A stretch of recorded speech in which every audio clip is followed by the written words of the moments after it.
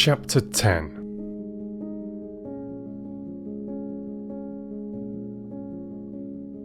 There was no way of getting into or out of the top garden at San Salvatore, except through the two glass doors, unfortunately side by side, of the dining room and the hall.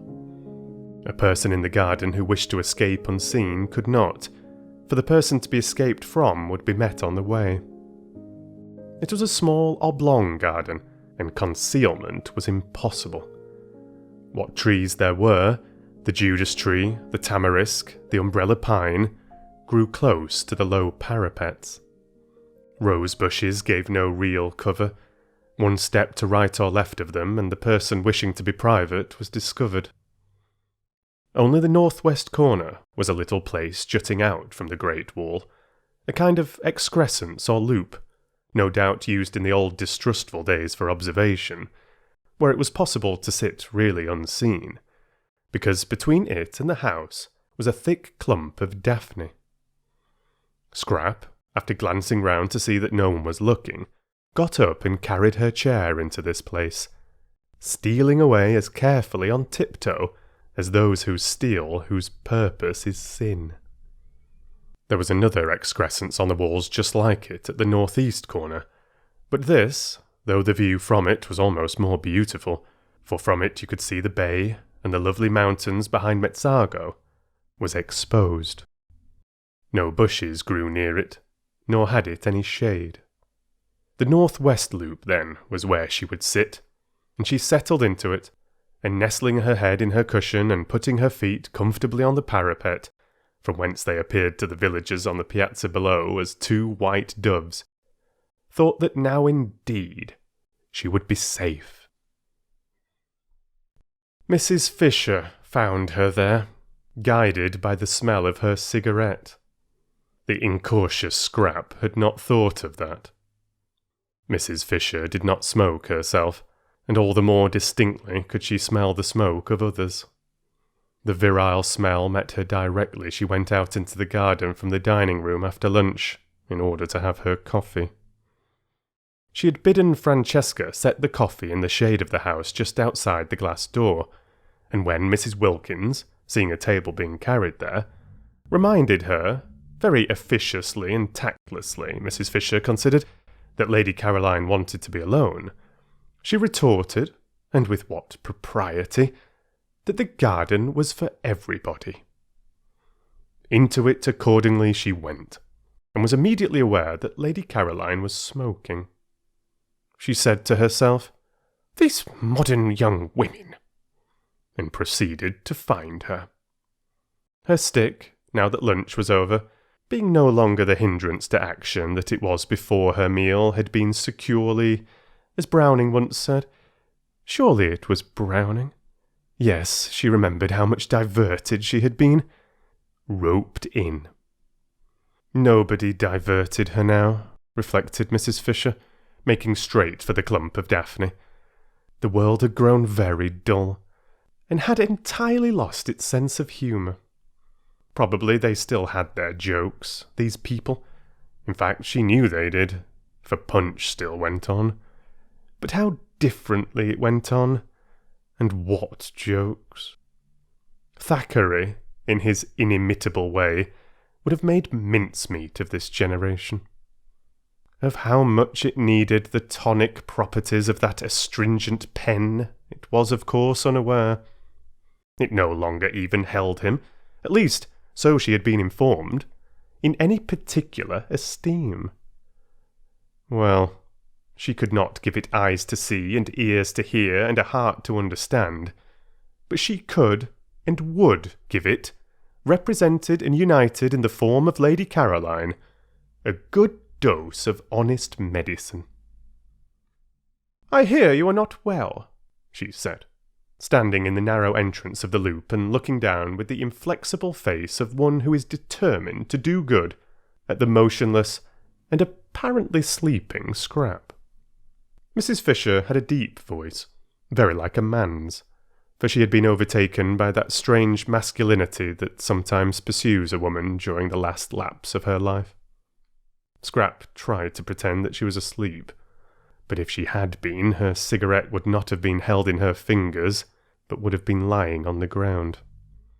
She forgot this.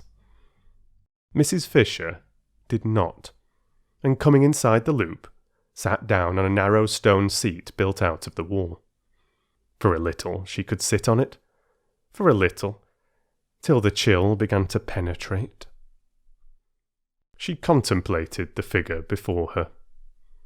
Undoubtedly a pretty creature, and one that would have had a success at Farringford. Strange how easily even the greatest men were moved by exteriors. She had seen with her own eyes Tennyson turn away from everybody. Turn, positively, his back on a crowd of eminent people assembled to do him honour, and withdraw to the window with a young person nobody had ever heard of, who had been brought there by accident, and whose one and only merit, if it be a merit, that which is conferred by chance, was beauty. Beauty, all over before you can turn round. An affair, one might almost say, of minutes. Well, while it lasted, it did seem able to do what it liked with men. Even husbands were not immune. There had been passages in the life of Mr. Fisher. "I expect the journey has upset you," she said in her deep voice. "What you want is a good dose of some simple medicine. I shall ask Domenico if there is such a thing in the village as castor oil." Scrap opened her eyes and looked straight at Mrs. Fisher. "Ah," said Mrs. Fisher, "I knew you were not asleep. If you had been, you would have let your cigarette fall to the ground." Scrap threw the cigarette over the parapet. "Waste," said Mrs. Fisher. "I don't like smoking for women, but I still less like waste." What does one do with people like this? Scrap asked herself, her eyes fixed on Mrs. Fisher in what felt to her an indignant stare, but appeared to Mrs. Fisher as really charming docility. "Now you'll take my advice," said Mrs. Fisher, touched, "and not neglect what may very well turn into an illness. We are in Italy, you know, and one has to be careful. You ought, to begin with, to go to bed."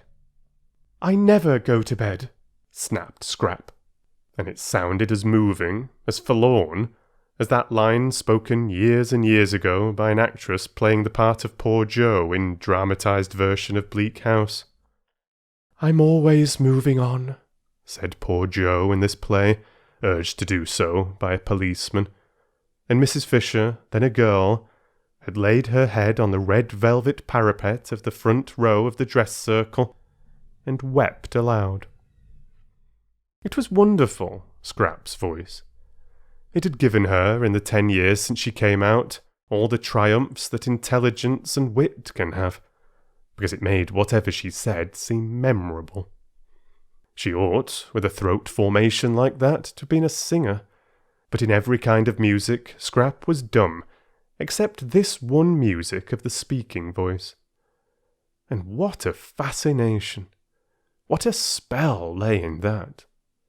Such was the loveliness of her face and the beauty of her colouring, that there was not a man into whose eyes at the sight of her there did not leap a flame of intensest interest. But, when he heard her voice, the flame in that man's eyes was caught and fixed. It was the same with every man, educated and uneducated, old, young, desirable themselves or undesirable, men of her own world and bus conductors, generals and Tommies. During the war she had had a perplexing time. Bishops, equally, with vergers. Round about her confirmation startling occurrences had taken place. Wholesome and unwholesome, rich and penniless, brilliant or idiotic.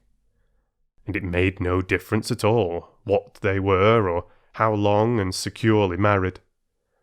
Into the eyes of every one of them, when they saw her, leapt this flame, and when they heard her, it stayed there. Scrap had had enough of this look. It only led to difficulties. At first it had delighted her. She'd been excited, triumphant. To be apparently incapable of doing or saying the wrong thing, to be applauded, listened to, petted, adored wherever she went, and when she came home to find nothing there either but the most indulgent, proud fondness, why, how extremely pleasant. And so easy too. No preparation necessary for this achievement, no hard work, nothing to learn. She need take no trouble. She had only to appear and presently say something. But gradually, experiences gathered round her. After all, she had to take trouble. She had to make efforts. Because, she discovered with astonishment and rage, she had to defend herself.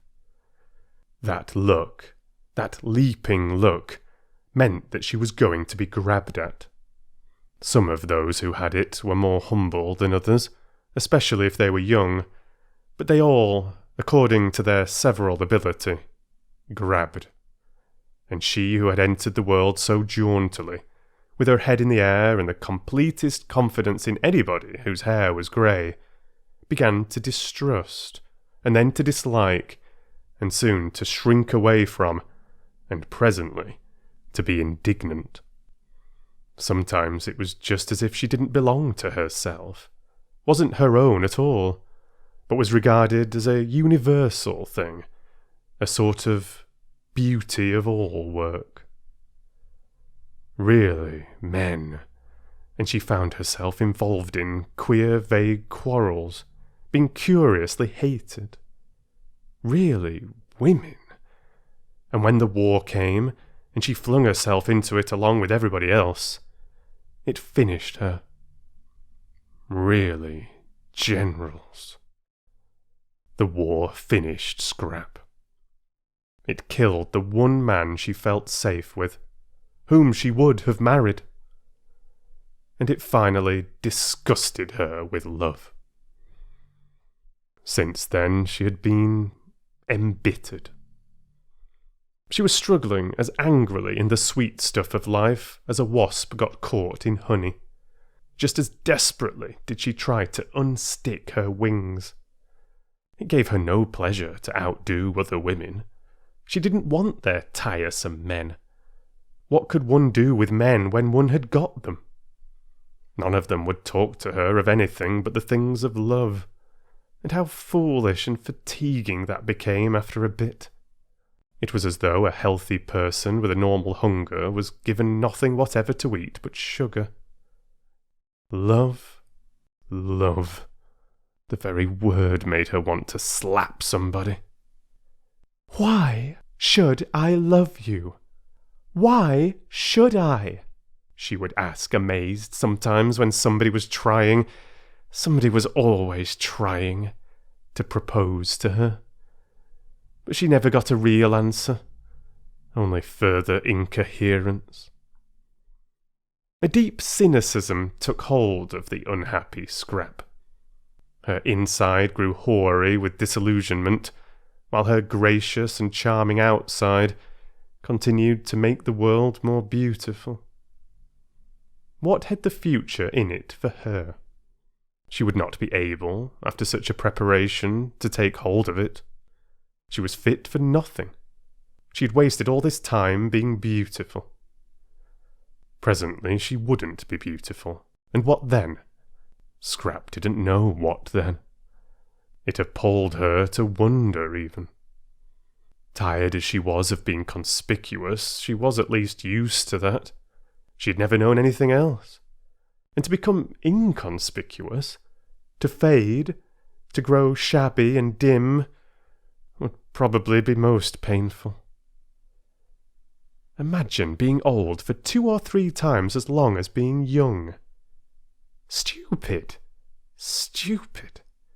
Everything was stupid. There wasn't a thing she wanted to do. There were thousands of things she didn't want to do. Avoidance, silence, invisibility, if possible unconsciousness. These negations were all she asked for at the moment. And here, even here, she was not allowed a minute's peace. And this absurd woman must come pretending, merely because she wanted to exercise power and make her go to bed and make her, hideous, drink castor oil, that she thought she was ill. "I'm sure," said Mrs. Fisher, who felt the cold of the stone beginning to come through and knew she could not sit much longer. "You'll do what is reasonable. Your mother would wish... Have you a mother?" A faint wonder came into Scrap's eyes. "Have you a mother?" If ever anybody had a mother, it was Scrap. It had not occurred to her that there could be people who had never heard of her mother. She was one of the major marchionesses, there being, as no one knew better than Scrap, marchionesses and marchionesses, and had held high positions at court. Her father, too, in his day, had been most prominent. His day was a little over, poor dear, because in the war he had made some important mistakes, and besides he was now grown old. Still, there he was, an excessively well-known person. How restful, how extraordinarily restful, to have found someone who had never heard of any of her lot, or at least had not yet connected her with them. She began to like Mrs. Fisher. Perhaps the originals didn't know anything about her either. When she first wrote to them and signed her name, that great name of Dester, which twisted in and out of English history like a bloody thread, for its bearers constantly killed, she had taken it for granted that they would know who she was. And at the interview in Shaftesbury Avenue she was sure they did know, because they hadn't asked, as they otherwise would have, for references. Scrap began to cheer up.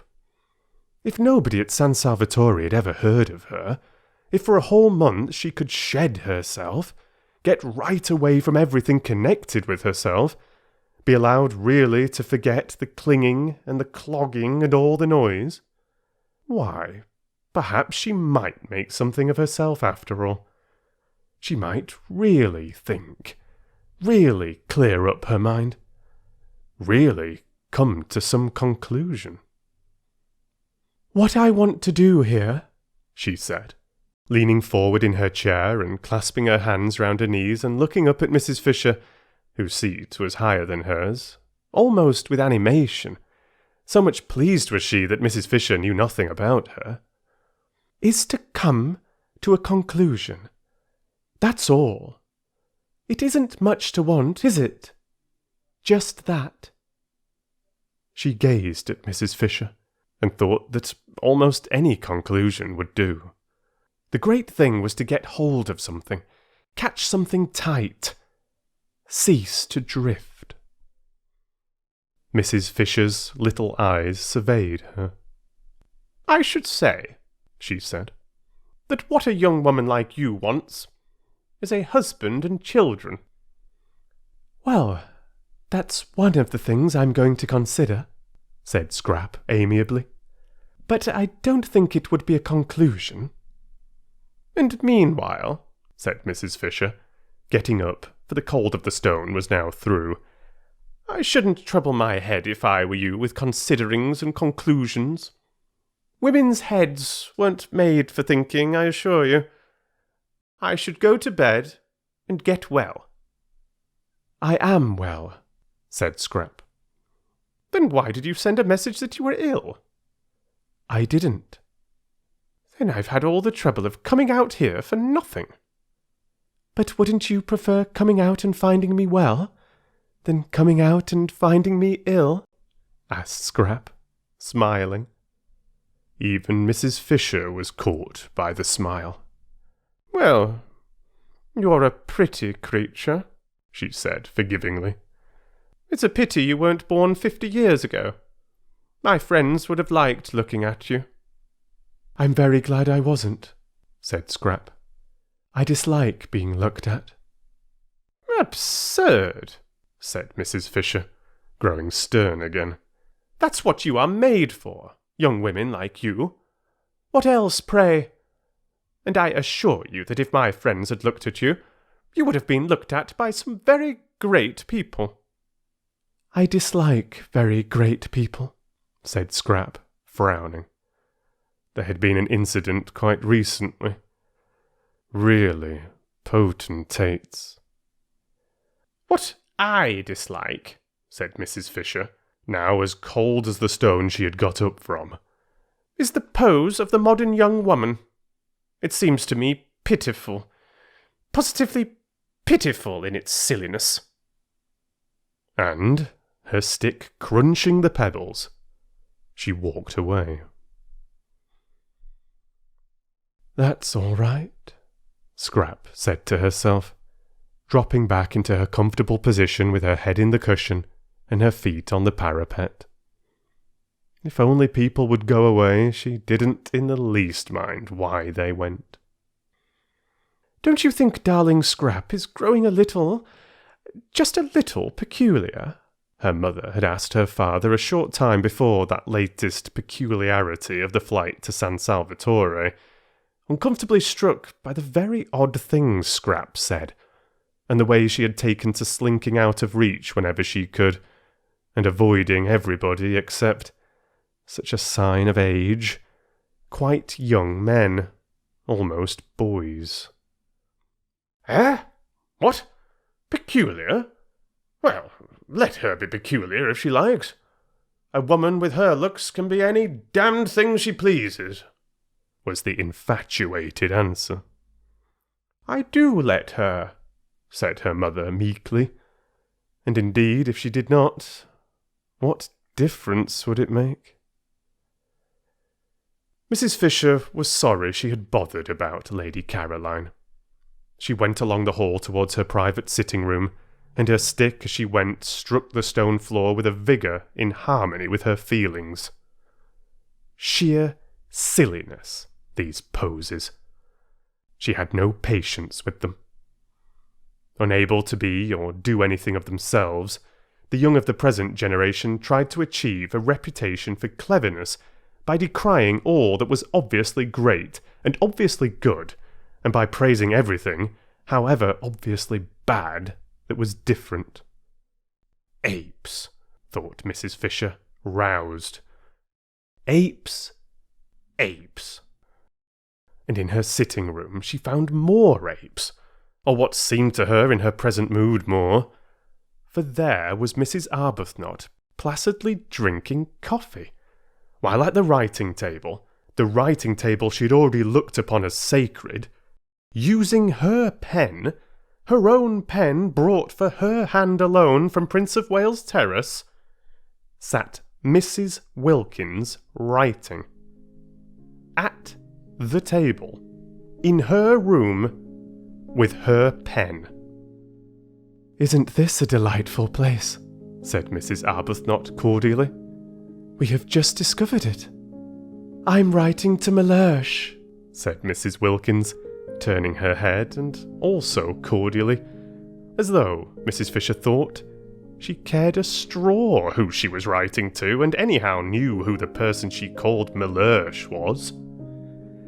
"He'll want to know," said Mrs. Wilkins, optimism induced by her surroundings, "that I've got here safely."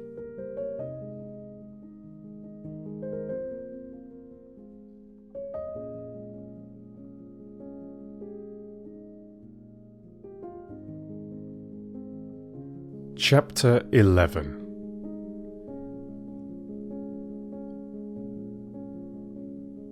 The sweet smells that were everywhere in San Salvatore were alone enough to produce concord. They came into the sitting room from the flowers on the battlements and met the ones from the flowers inside the room, and almost, thought Mrs. Wilkins, could be seen greeting each other with a holy kiss. Who could be angry in the middle of such gentlenesses? Who could be acquisitive, selfish, in the old rasped London way, in the presence of this bounteous beauty? Yet Mrs. Fisher seemed to be all three of these things. There was so much beauty, so much more than enough for everyone, that it did appear to be a vain activity to try and make a corner in it. Yet Mrs. Fisher was trying to make a corner in it, and had railed off a portion for her exclusive use. Well, she would get over that presently. She would get over it inevitably, Mrs. Wilkins was sure, after a day or two in the extraordinary atmosphere of peace in that place. Meanwhile, she obviously hadn't even begun to get over it. She stood looking at her and Rose with an expression that appeared to be one of anger. Anger? Fancy.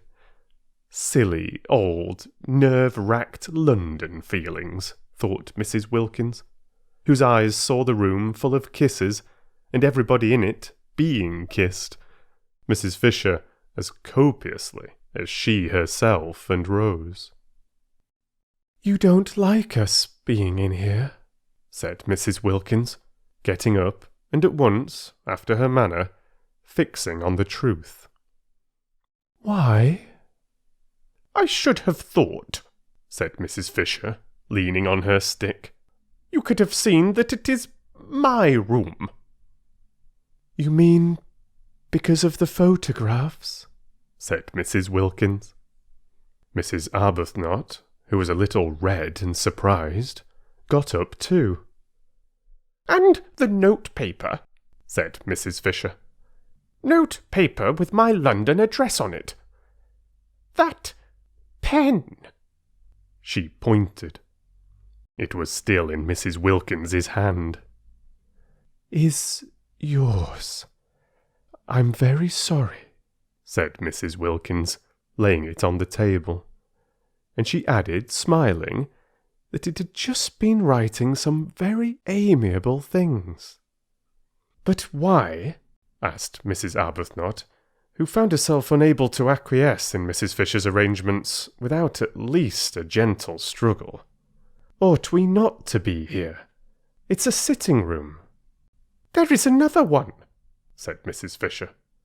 "You and your friend cannot sit in 2 rooms at once, and if I have no wish to disturb you in yours, I am unable to see why you should wish to disturb me in mine." "But why?" began Mrs. Arbuthnot again. "It's quite natural," Mrs. Wilkins interrupted, for Rose was looking stubborn. And turning to Mrs. Fisher, she said that, although sharing things with friends was pleasant, she could understand that Mrs. Fisher, still steeped in the Prince of Wales Terrace attitude to life, did not yet want to, but that she would get rid of that after a bit and feel quite different. "Soon you'll want us to share," said Mrs. Wilkins reassuringly. "Why, you may even get so far as asking me to use your pen if you knew I hadn't got one." Mrs. Fisher was moved almost beyond control by this speech. To have a ramshackle young woman from Hampstead patting her on the back, as it were, in breezy certitude that quite soon she would improve, stirred her more deeply than anything had stirred her since her first discovery that Mr. Fisher was not what he seemed. Mrs. Wilkins must certainly be curbed. But how? There was a curious imperviousness about her. At that moment, for instance, she was smiling as pleasantly and with as unclouded a face as if she were saying nothing in the least impertinent. Would she know she was being curbed? If she didn't know, if she were too tough to feel it, then what? Nothing except avoidance, except precisely one's own private sitting-room. "I am an old woman," said Mrs. Fisher, "and I need a room to myself. I cannot get about because of my stick. As I cannot get about, I have to sit. Why should I not sit quietly and undisturbed, as I told you in London I intended to? If people are to come in and out all day long, chattering and leaving doors open, you will have broken the agreement, which was that I was to be quiet." "But we haven't the least wish," began Mrs. Arbuthnot, who was again cut short by Mrs. Wilkins. "We're only too glad," said Mrs. Wilkins, "for you to have this room if it makes you happy. We didn't know about it, that's all. We wouldn't have come in if we had, not till you invited us anyhow. I expect," she finished, looking down cheerfully at Mrs. Fisher, "you soon will." And picking up her letter, she took Mrs. Arbuthnot's hand and drew her towards the door. Mrs. Arbuthnot did not want to go. She, the mildest of women, was filled with a curious and surely unchristian desire to stay and fight. Not, of course, really, nor even with any definitely aggressive words. No, she only wanted to reason with Mrs. Fisher, and to reason patiently. But she did feel that something ought to be said, and that she ought not to allow herself to be rated and turned out as if she were a schoolgirl caught in ill behaviour by authority. Mrs. Wilkins, however, drew her firmly to and through the door, and once again Rose wondered at Lottie, at her balance, her sweet and equable temper. She who in England had been such a thing of gusts. From the moment they got into Italy, it was Lottie who seemed the elder. She certainly was very happy, blissful, in fact. Did happiness so completely protect one? Did it make one so untouchable, so wise? Rose was happy herself, but not anything like so happy. Evidently not, for not only did she want to fight Mrs. Fisher, but she wanted something else, something more than this lovely place, something to complete it. She wanted Frederick. For the first time in her life, she was surrounded by perfect beauty, and her one thought was to show it to him, to share it with him. She wanted Frederick. She yearned for Frederick. If only Frederick. "Poor old thing," said Mrs. Wilkins, shutting the door gently on Mrs. Fisher and her triumph. "Fancy, on a day like this." "She's a very rude old thing," said Mrs. Arbuthnot. "She'll get over that. I'm sorry we chose just her room to go and sit in." "It's much the nicest," said Mrs. Arbuthnot, "and it isn't hers." "Oh, but there are lots of other places, and she's such a poor old thing. Let her have the room. Whatever does it matter?" And Mrs. Wilkins said she was going down to the village to find out where the post office was, and post her letter to Mellersh, and would Rose go too? "I've been thinking about Mellersh," said Mrs. Wilkins as they walked, one behind the other, down the narrow zigzag path up which they had climbed in the rain the night before. She went first. Mrs. Arbuthnot, quite naturally now, followed. In England it had been the other way about. Lottie, timid, hesitating, except when she burst out so awkwardly, getting behind the calm and reasonable Rose whenever she could. "I've been thinking about Mellersh," repeated Mrs. Wilkins over her shoulder, as Rose seemed not to have heard. "Have you?" said Rose, a faint distaste in her voice, for her experiences with Mellersh had not been of a kind to make her enjoy remembering him. She had deceived Mellersh, therefore she didn't like him. She was unconscious that this was the reason of her dislike, and thought it was that there didn't seem to be much, if any, of the grace of God about him. And yet, how wrong to feel that, she rebuked herself, And how presumptuous! No doubt Lottie's husband was far, far nearer to God than she herself was ever likely to be. Still, she didn't like him. "I've been a mean dog," said Mrs. Wilkins. "A what?" asked Mrs. Arbuthnot, incredulous of her hearing. "All this coming away and leaving him in that dreary place while I rollick in heaven. He had planned to take me to Italy for Easter himself. Did I tell you?" "No," said Mrs. Arbuthnot. And indeed she had discouraged talk about husbands. Whenever Lottie had begun to blurt out things, she had swiftly changed the conversation.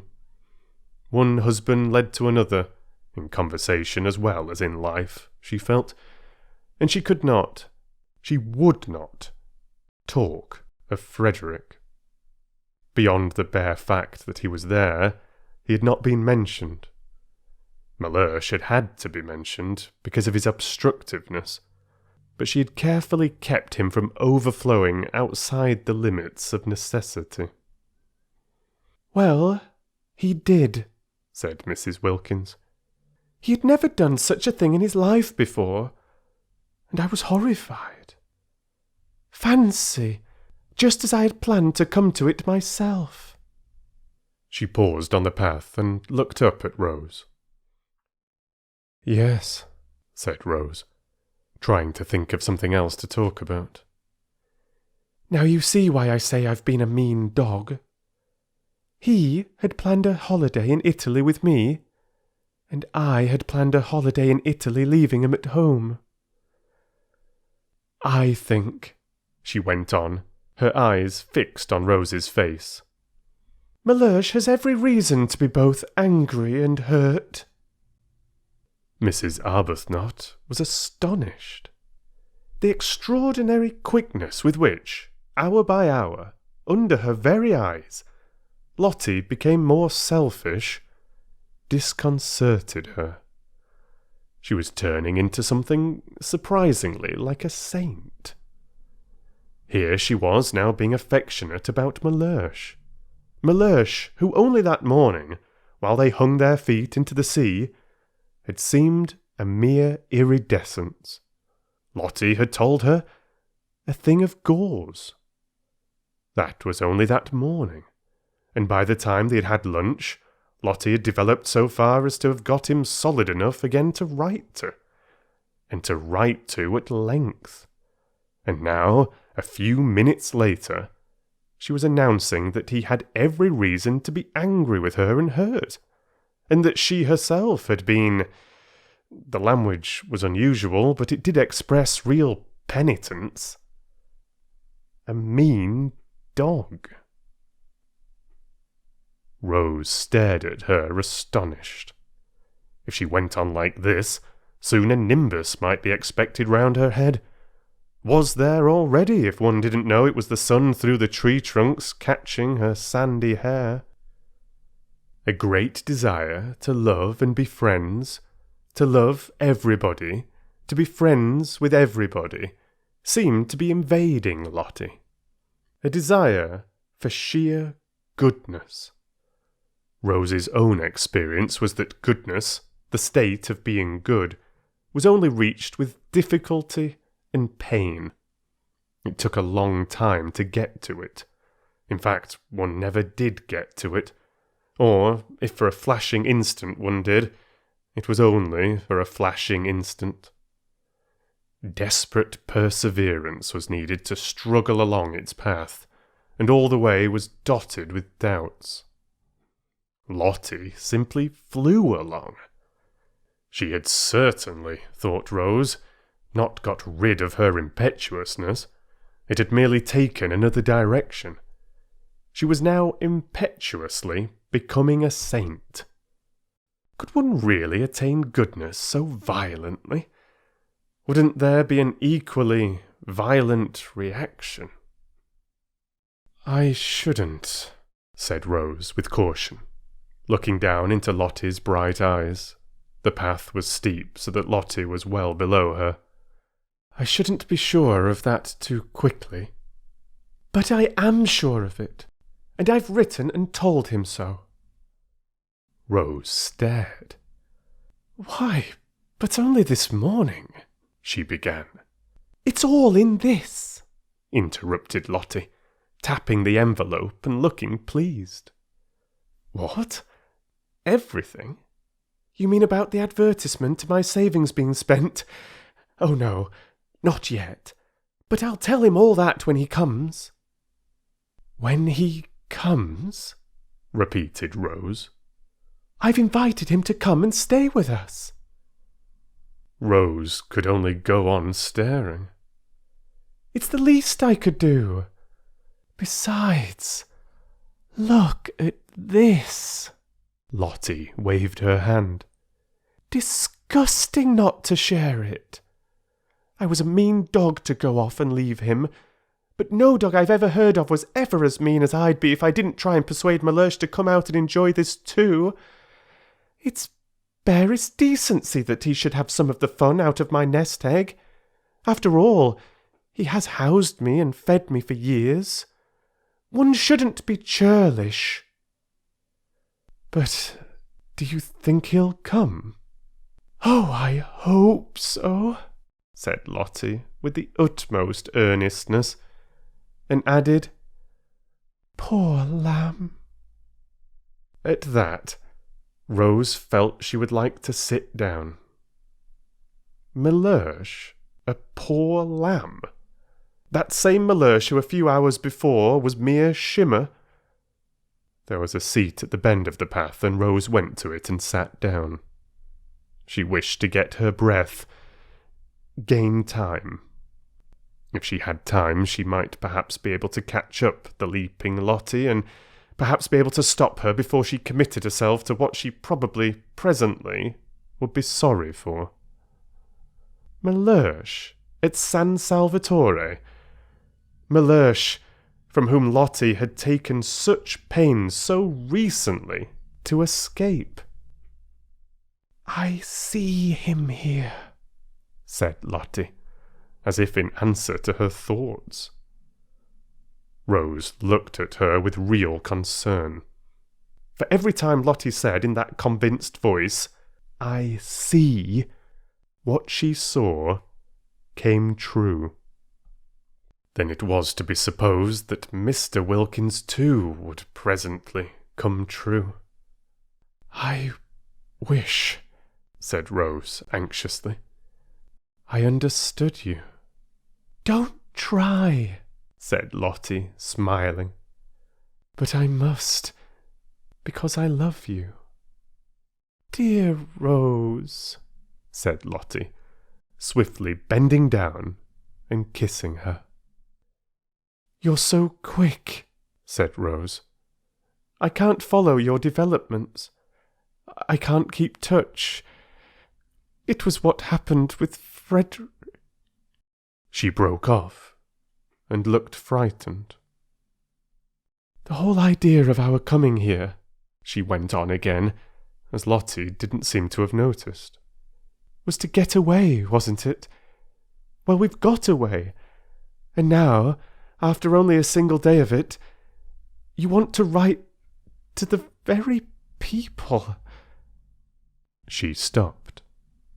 The very people we were getting away from, finished Lottie. It's quite true. It seems idiotically illogical, but I'm so happy. I'm so, well, I feel so fearfully wholesome. This place, why, it makes me feel flooded with love. And she stared down at Rose in a kind of radiant surprise. Rose was silent a moment. Then she said, And do you think it will have the same effect on Mr. Wilkins? Lottie laughed. I don't know, she said. But even if it doesn't, there's enough love about to flood 50 Mr. Wilkinses, as you call him. The great thing is to have lots of love about. I don't see, she went on. "At least I don't see here, though I did at home, that it matters who loves as long as somebody does. I was a stingy beast at home and used to measure and count. I had a queer obsession about justice, as though justice mattered, as though justice can really be distinguished from vengeance. It's only love that's any good. At home I wouldn't love Mellersh unless he loved me back exactly as much. Absolute fairness. Did you ever? And as he didn't, neither did I. And the aridity of that house. The aridity." Rose said nothing. She was bewildered by Lottie. One odd effect of San Salvatore on her rapidly developing friend was her sudden free use of robust words. She had not used them in Hampstead. Beast and dog were more robust than Hampstead cared about. In words, too, Lottie had come unchained. But how she wished, oh, how Rose wished, that she too could write to her husband and say, "Come." The Wilkins menage, however pompous Mellersh might be, and he had seemed to Rose pompous, was on a healthier, more natural footing than hers. Lottie could write to Mellersh and would get an answer. She couldn't write to Frederick, for only too well did she know he wouldn't answer. At least, he might answer. A hurried scribble, showing how much bored he was at doing it, with perfunctory thanks for her letter. But that would be worse than no answer at all, for his handwriting, her name on an envelope addressed by him, stabbed her heart. Too acutely did it bring back the letters of their beginnings together, the letters from him so desolate with separation, so aching with love and longing. To see apparently one of these very same letters arrive, and open it, and find, "Dear Rose, thanks for letter. Glad you're having a good time. Don't hurry back. Say if you want any money. Everything going splendidly here. Yours, Frederick." No. It couldn't be borne. "I don't think I'll come down to the village with you today," she said, looking up at Lottie with eyes suddenly gone dim. "I think I want to think." "All right," said Lottie, at once starting off briskly down the path. "But don't think too long," she called back over her shoulder. "Write and invite him at once." "Invite whom?" asked Rose, startled. "Your husband."